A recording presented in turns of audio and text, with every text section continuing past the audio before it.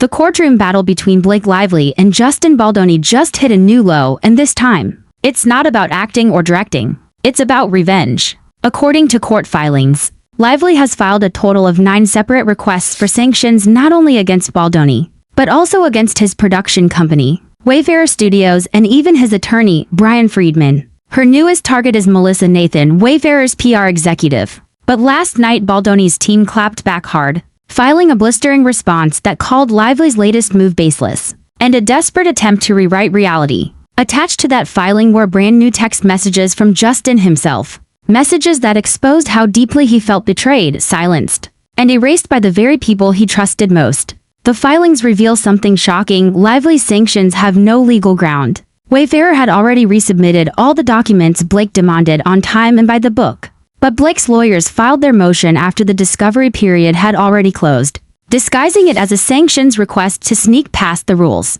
It's courtroom strategy 101, but it reeks of spite. According to Baldoni's camp, it's all part of Blake's larger mission to destroy his credibility and control the narrative about what really happened on the set of It Ends With Us. When you strip away the Hollywood glitter, Blake Lively's sanctioned stunt starts to look like what it really is, a courtroom temper tantrum. Her legal team demanded that Wayfarer's PR rep, Melissa Nathan, resubmit 38 internal documents without redactions. Here's the twist: Nathan had already turned over every single one of those documents weeks earlier, before the court's deadline, and even included detailed notes explaining every redaction. So what's the problem? There isn't one. Baldoni's lawyers made it crystal clear there was no court order violation, no concealment, and no missing evidence. Yet Blake pushed forward anyway, insisting that Nathan somehow hid critical information. The court filings hit back hard, calling Lively's motion a disguised, untimely motion to compel that should have been filed over a month earlier.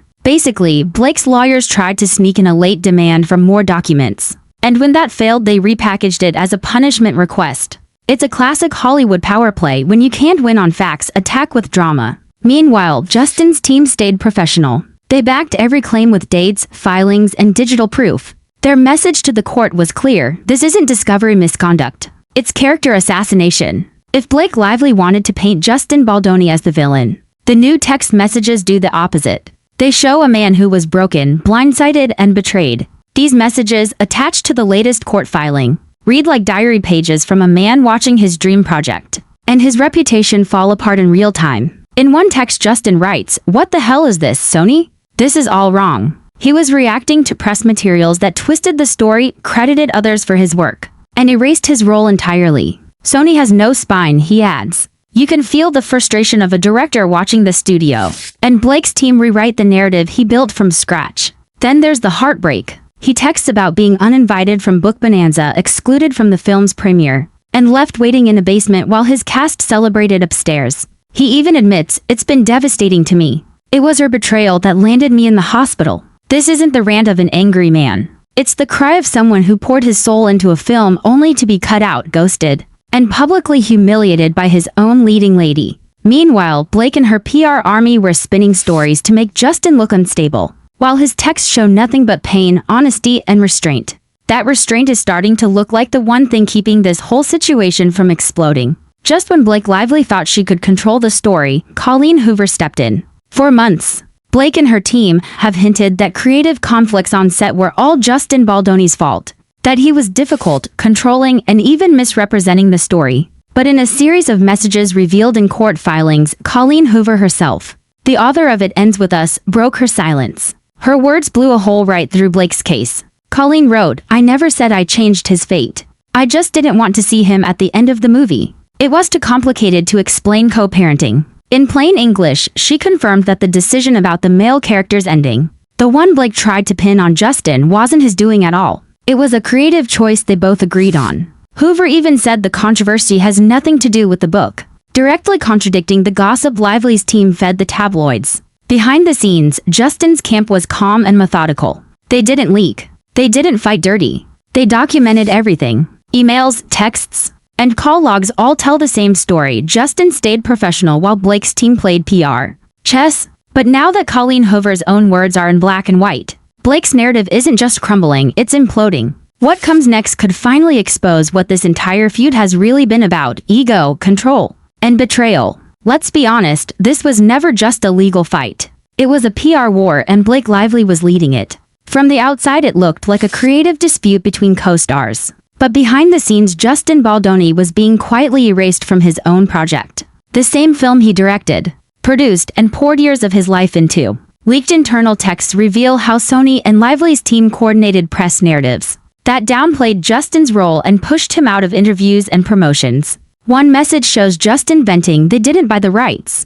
They didn't produce the film. This is a blatant lie. He wasn't wrong. Even cast members who once thanked him publicly, like Isabella Ferrer, who called him a wonderful and safe director, suddenly stopped speaking to him. Ferrer's lawyer later accused Justin of harassment just for sending a subpoena, while she quietly cooperated fully with Blake's team. It's a pattern. People once close to Justin were pressured, silenced, or flipped. The deeper the filings go, the clearer it gets. This wasn't about justice. It was about revenge. Blake's legal team threw around words like harassment and smear campaign. But the documents show the opposite.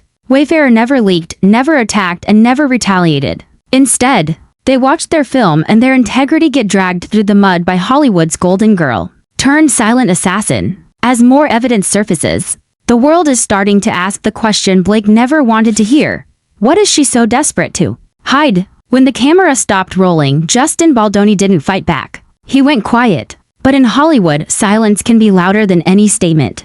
While Blake Lively's team fed sound bites to gossip sites, Justin was still in the hospital, emotionally shattered after what he called her betrayal. In his own words, "It's been devastating. It was her betrayal that landed me in the hospital. That's not drama, that's pain." He stayed off social media, refused to leak a single private text, and focused on healing. Compare that to Blake's side, who filed late motions, leaked misleading sources, and twisted headlines to make Justin look unstable. Yet Justin never took the bait. He didn't rant or retaliate. He let the truth build quietly, one document, one message, one witness at a time. Now that silence has become his greatest weapon.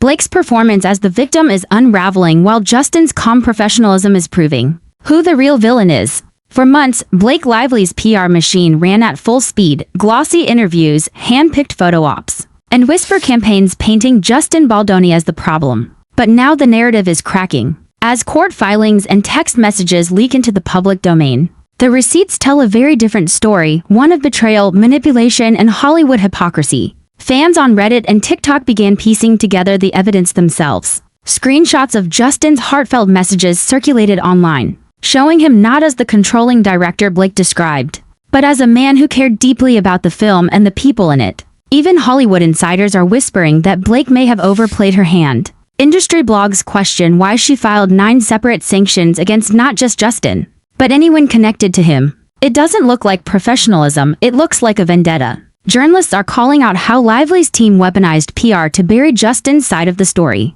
Every source close to production suddenly sounds rehearsed, like it came straight from a crisis manager's playbook. As the truth spreads, something incredible is happening. The public is turning. Comments once full of support for Blake now question her motives. People are starting to ask, if Justin's the bad guy, why does the evidence make her look worse? For the first time, Blake Lively's perfect image isn't protecting her, it's collapsing. For years she was untouchable, the golden girl of Hollywood, a fashion icon, the charming wife of Ryan Reynolds who could do no wrong. But now that shine is fading. After months of court filings, leaked texts, and contradictions in her own claims, the cracks in Blake's empire are finally showing. Industry insiders are whispering what used to be unthinkable, maybe, just maybe, Blake isn't the victim she's pretending to be. Publicists who once scrambled to work with her are going silent.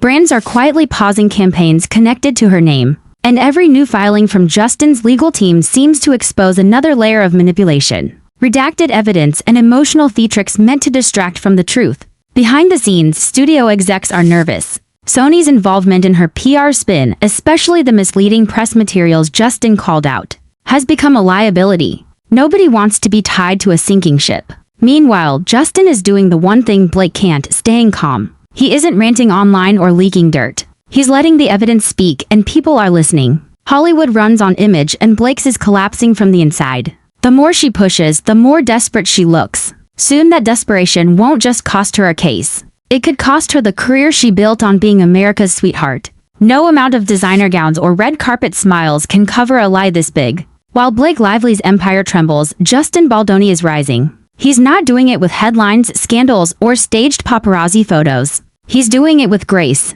After months of silence, Justin's image has transformed. The once controversial director is now being seen for what he truly is, a man who was sabotaged, slandered, and still refused to fight dirty. The receipts tell the story. Every one of Blake's accusations, the redactions, the sanctions, and the so-called smear campaign collapsed under factual proof, emails, timestamps, and legal filings all show Justin and his team followed every rule, while Blake's lawyers played games. People are noticing. Fans call his restraint classy. Industry insiders praise his professionalism. Even neutral reporters, who once echoed Blake's talking points, are now questioning why she targeted him so aggressively. Through it all, Justin stayed grounded. He focused on his health, his family, and his future projects. He didn't need to shout or seek revenge because when the truth is on your side, the noise eventually dies down and what's left is clarity. Blake tried to erase him from his own film and his own story. But in doing so, she created something she never intended.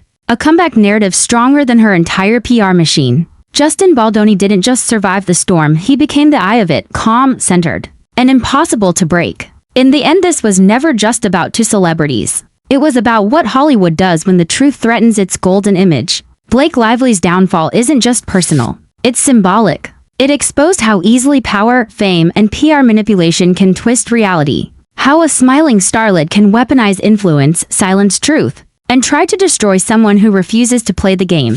But Justin Baldoni did what few in Hollywood ever do. He stayed honest. He didn't cave to studio politics or backroom deals. He chose integrity over image. And that choice nearly broke him until the truth started breaking through. Now, with the filings out in public and the narrative unraveling, one thing is clear: Justin Baldoni was never the villain. He was the scapegoat in a story written by the very system he tried to change. As Blake Lively's perfect facade starts to collapse, we're left with a question every viewer should be asking: if she could do this to him, who else has she done it to? Hollywood loves its heroes, but it also protects its monsters. This time, the mask finally slipped. If you believe Justin deserves justice, hit subscribe and turn on notifications. The next wave of court filings could finally expose everything Blake Lively doesn't want the world to see. When that happens, we'll be right here breaking it down piece by piece.